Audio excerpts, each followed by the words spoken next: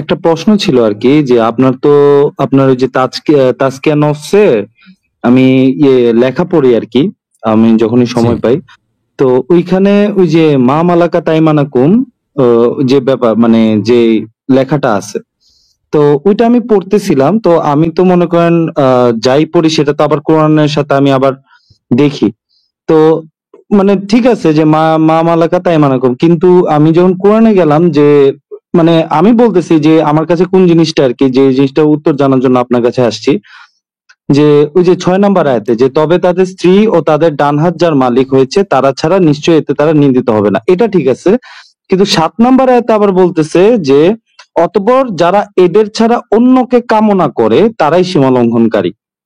তো বেশিরভাগ জায়গায় তো আপনি বুঝতেই পারছেন যে একটু খারাপভাবে ইঙ্গিত দেয়া হয় এই বিষয়টাকে আরকি।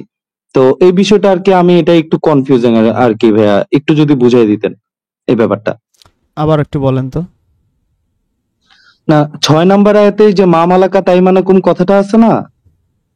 তো ওইখানে তো ডান হাত যার উপর আছে আপনি এটার এক্সপ্লেনেশন দিছেন।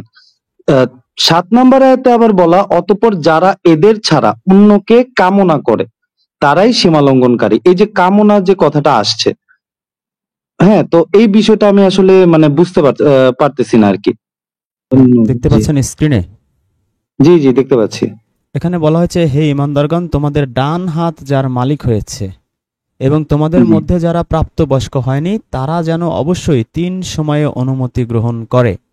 ফজরের জি। সালাতের পূর্বে, দুপুরে যখন তোমাদের পোশাক খুলে রাখো এবং ঈশার সালাতের পর। দেখতে পাচ্ছেন? এই মা মালাকা জি। তাইমানুকুম। হ্যাঁ, এটার মা অনুবাদ মালাকা তাইমানাকুম এটা। ফজলুর রহমান আবার লিখছে দাস দাসী, আর বয়ান ফাউন্ডেশন লিখছে কি ডান হাত। আচ্ছা, এখন আমার বউ, আমি বিয়ে করছি, আমার বউ আছে। আচ্ছা, জি। আমি ঘরে যদি হাফ প্যান্ট পরে আমার বেডরুমে থাকি, আমার বউ কি অনুমতি লাগবে? মে আই কাম না, ইন না মাই এটার হাজবেন্ড? অনুমতি লাগবে না। তাহলে অনুমতি, আমার বউ যদি শুয়ে থাকে, তার একটু ড্রেস, একটু মনে করেন একটু হালকা ধরনের ড্রেস আছে, মানে পুরোপুরি নাই, মানে রাস্তায় বের হওয়ার মতো ড্রেস নাই, ওই জি। অবস্থায় সে শুয়ে আছে, তা আমার কি নক করতে হবে যে may I come in my wife? না। কেন? না আমার ওয়াইফ হয়। মানে স্বামী-স্ত্রীর মধ্যে তো আপনার মানে যেটা বুঝাইতে চাইছেন যে বুঝছি। আচ্ছা, এখন যদি এরকম হয় যে দাসী, তার সাথে আমি যখন খুশি তাই করতে পারবো, জি। তাহলে কি আমার নক করতে হবে? হাই মিস দাসী, মে আই কামিং বলতে হবে? না মানে যে কেন প্রচলিত যে বলতে হবে অর্থটা না বের কেন? করে সে অনুযায়ী হয় না। বলতে হবে না কেন? কারণ ওরে তো না আমি যখন খুশি তখনই ওর কাছে যাইতে পারি নাকি?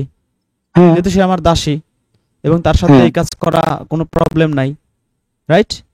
হ্যাঁ। এখন এই তার মানে আয়াতে এখানে আল্লাহ কি দাসী বললো? হবে না আরকি। এই আয়াতে আল্লাহ কি বললো?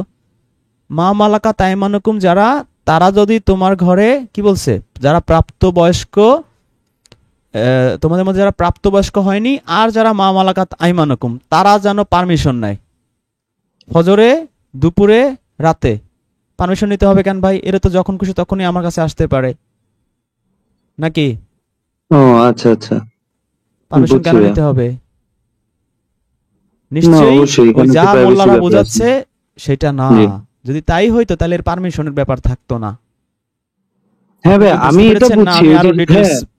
আপনি কি না, না, বুঝেছেন, না, না না আমি আরো ভাইয়া। আমি ডিটেলস এটা বলবো? বুঝছি। খালি ওই যে ৭ নাম্বার যে আয়াতটা সূরা মুমিনুনের যে ৭ নাম্বারে যে বলছে এদের ছাড়া অন্যকে কামনা মানে এখানে তো মনে করেন আমি আসলে আরবিটা ঠিকমতো জানি না। আপনি তো দাসীর এখানে সাথে কি সেক্স হিসেবে ওইটার পুরোটা দেখবেন। ওই মা মালাকাত আইমানুকুমকে বিয়েও করা যায়। যখন বিয়ে করবেন তখন ওইটা প্রযোজ্য। বিয়ে না করলে আপনি পারবেন নাকি? সম্ভব? এত সোজা ইসলাম? আপনার আ দাসী আইনা গনিমতে যুদ্ধ করে দাসী আইনা তার না সাথে এগুলো আপনি এগুলো তো অত্যাচার করবেন। ইম্পসিবল। ইসলাম এত সোজা? মোল্লারা বানাইছে লুচ্চামি করার জন্য। তো মোল্লাদের ইসলাম তো ভাই আমি মানি না। আমি তো আল্লাহর ইসলাম মানি। আমার তো এই জন্যই মোল্লারা খোঁজে কতল করার জন্য, তো আপনি জানেন। ও আমি এখনো দেখি না। আমার কাছে নোটিফিকেশন আসছে। আমি এটা পরে দেখব। কি হইছে। আচ্ছা, ঠিক আছে। অনেক ধন্যবাদ অর্ণব ভাই আপনার সুন্দর প্রশ্নের জন্য।